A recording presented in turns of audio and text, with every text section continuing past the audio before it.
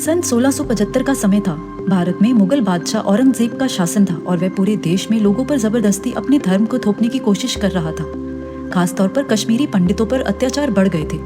मंदिर तोड़े जा रहे थे, पंडितों को बंद किया जा रहा था और उन्हें कहा जा रहा था कि या तो इस्लाम कबूल करो या मौत का सामना करो। इन अत्याचारों से दुखी होकर कश्मीर के कई पंडित एक उम्मीद लेकर अनंतपुर साहिब पहुंचे, जहां उस समय गुरु तेग बहादुर जी लोगों को सत्य, साहस और ईश्वर भक्ति का मार्ग दिखा रहे थे। उन्होंने रोते हुए कहा, हे गुरु साहिब, हम अपने धर्म को बचाना चाहते हैं, पर इतना बड़ा जुल्म हो रहा है, हम क्या करें। गुरु तेग बहादुर जी कुछ क्षण मौन रहे। उनके पास बैठे 9 साल के छोटे गुरु गोविंद सिंह जी ने पूछा, पिताजी, इनकी रक्षा के लिए कौन बलिदान दे सकता है।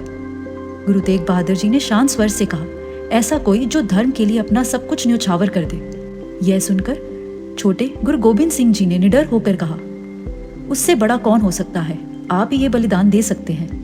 यही क्षण था जब गुरु जी ने निर्णय लिया, वह अपनी जान, धर्म और इंसानियत की रक्षा के लिए कुर्बान करेंगे।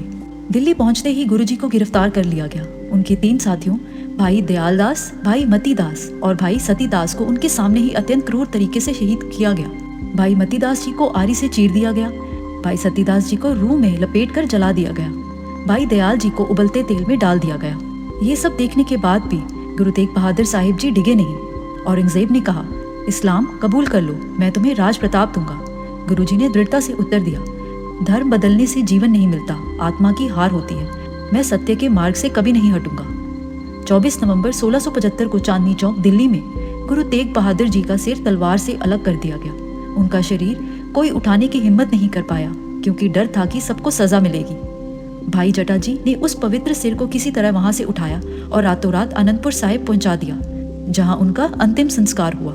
गुरु तेग बहादुर जी को इतिहास में नाम मिला हिंद दी चादर, क्योंकि उन्होंने अपने लिए नहीं, दूसरे धर्म के लिए, लोगों की रक्षा के लिए प्राण न्यौछावर किए। सच्चा धर्म वही है जो दूसरों की स्वतंत्रता की रक्षा करे।